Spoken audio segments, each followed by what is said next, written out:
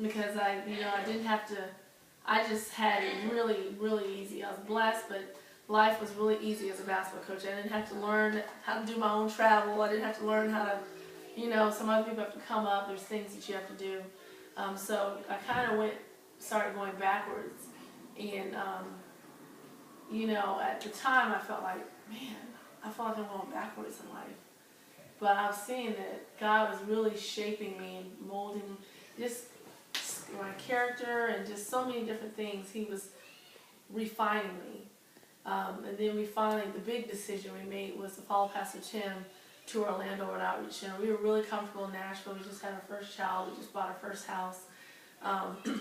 Everything was going great. We loved it. I actually said I was going to retire in Nashville.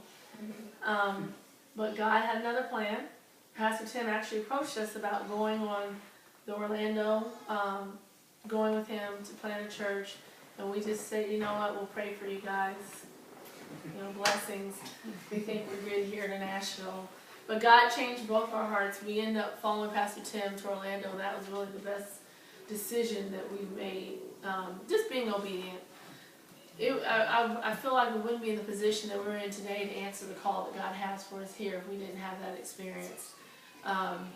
Open doors. I currently work at a high school, pre-K through 12 school, Lake Highland Prep, downtown Orlando, prestigious private school.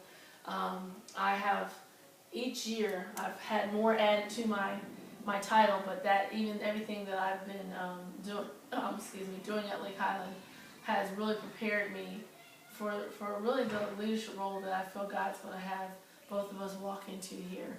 So I'm currently the Associate Athletic Director there as well as Leadership Training Coordinator. We have 2 kids, a 5-year-old, almost 6 in October, a 3-year-old, sassy mouth, Sanaya Taylor. You got that on film, I know. Sure do. God is working. Not her salvation. But we're just excited. I'll tell you something I did at some point tonight. It won't be the time to tell you guys all that God's done. There's been some affirmations along the way, just confirming what He's already done for us or what He's called us to do. We've been taking notes, and there's a lot of things that happen with the Robinsons. Yeah, I'm praying for the Stevens to come. For the Robinsons. Just what God was doing with them separately from what God was doing with us, things that He spoke to us, and we were timelining just different things that they heard. It's really interesting. So we're just documenting everything because we know God's going to do something great. We're just so thankful that we're able to connect with you guys and just to be here to be able to share some of the vision that God's put on our heart. Yeah, absolutely.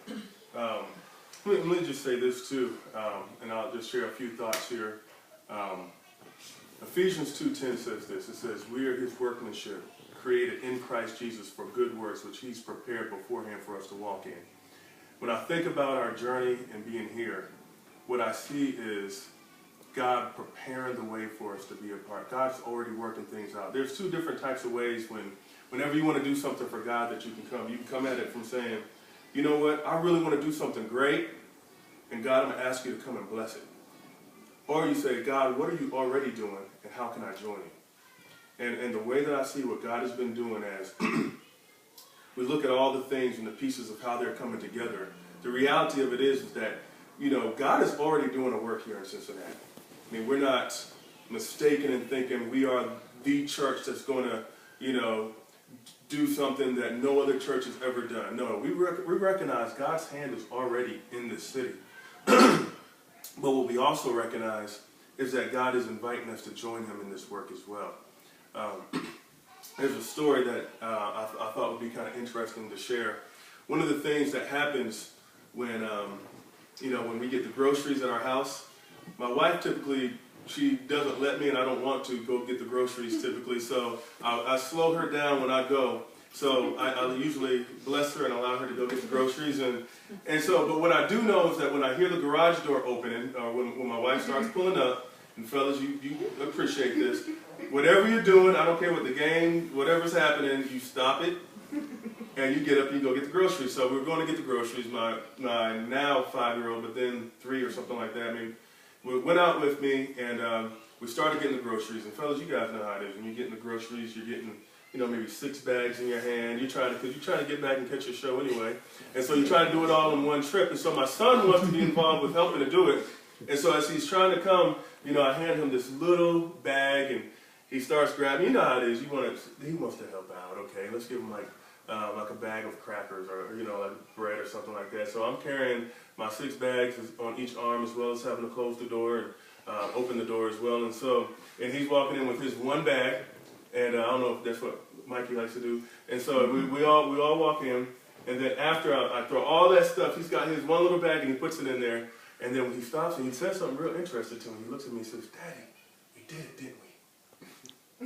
And I looked at him and I was like, my first thought was like, yeah, I did all the work. But then I was just like, you know what? Here's the exciting thing. We did do it. It wasn't about, now in his mind, he probably thought he was carrying all the weight. The reality of it was he was just carrying a little bag, and I was doing most of the heavy lifting. I probably could have got it done just as quick, if not quicker, by myself. But the joy of the moment was not just the work that got done. The joy of the moment was the fact that I had a chance to do it. He had a chance to do it with Daddy. And as I think about whenever it is that God is calling us to do a great work, the truth is that it's God who's already doing the heavy lifting. God's already doing the heavy lifting. But it's our privilege that we get an opportunity to join God in these moments and say, God, we did it, didn't we? We did something special. And I start thinking about, hey, you know what? God, what could you do in this midst? I believe God wants to build something that when we look back years from now, we'll be able to say, Daddy, we did it, didn't we?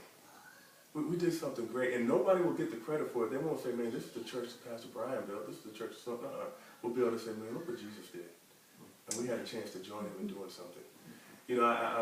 We're just old enough as a church now in Orlando. We've been there, as my wife was saying, we went there with Pastor Tim in 2007. And when I went out there, I can remember the moment, and we would have meetings. I remember times that this would be pretty much our service right here. You'd have more people on the worship team than you'd actually have, sitting down.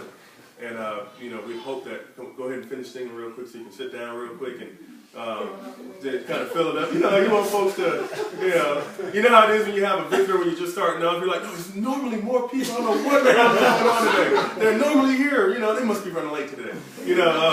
But they we get there, and I remember those moments and of all the setup and stuff, and there's times in worship experience where I'm literally moved to tears as I look. We have about 500 people now, and we've been there since 07, 08.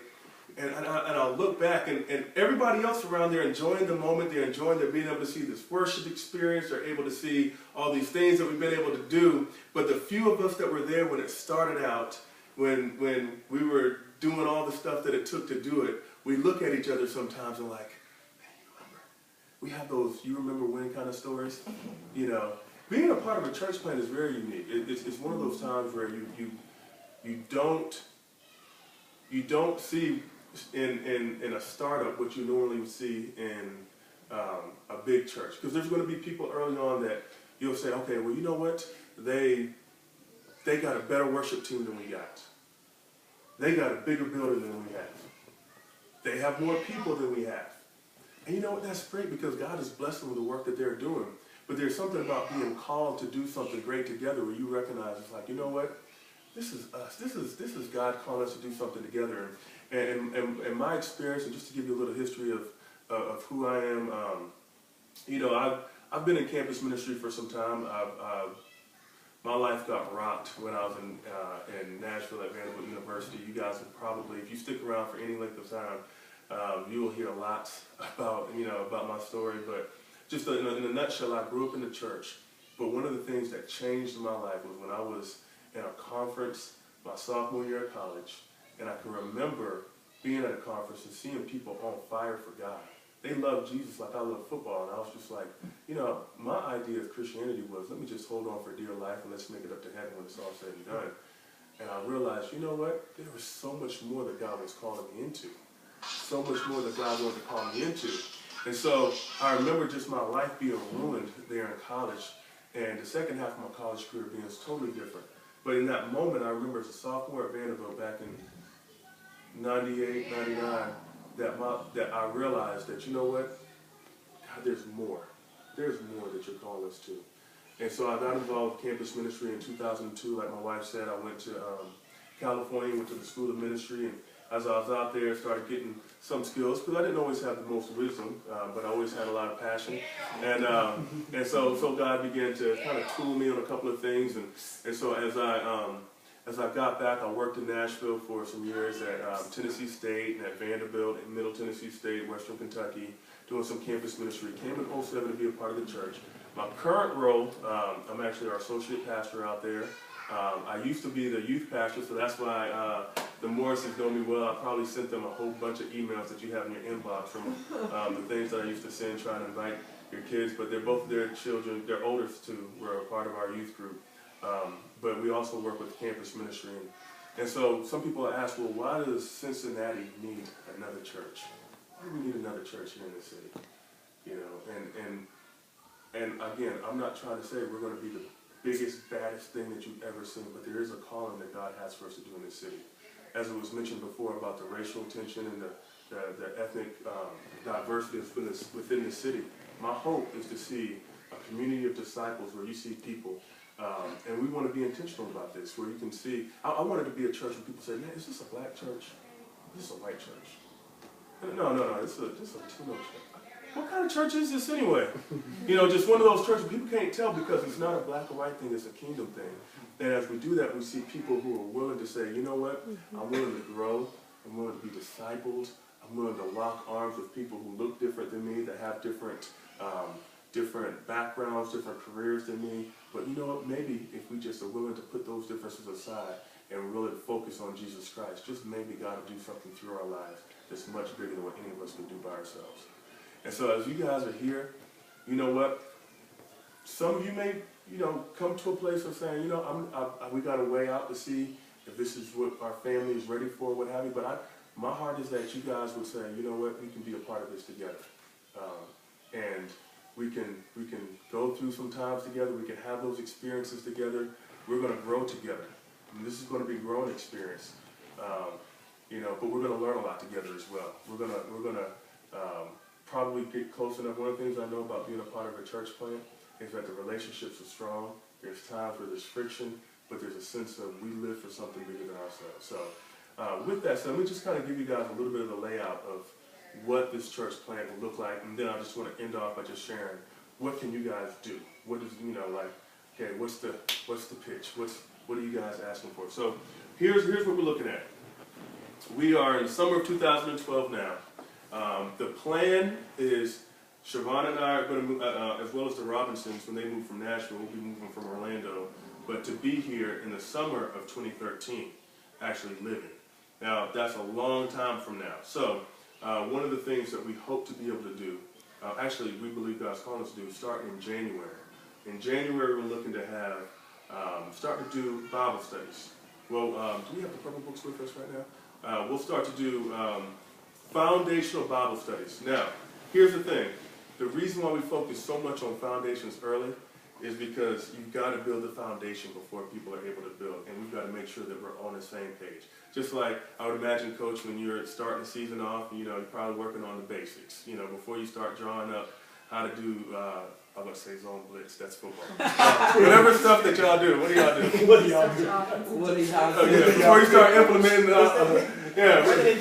I'm just married to a basketball coach, that's all. But before you start implementing your complicated, you know, your inbounds pass, your offense, your defense, and start doing all that, you want to make sure, okay, make sure you're strong with dribbling with your left hand. You know, make sure you're going off your left foot when you're doing a right hand layup. You know, let's get the foundations and basics right. Even if you've been playing basketball since you were that big. Why?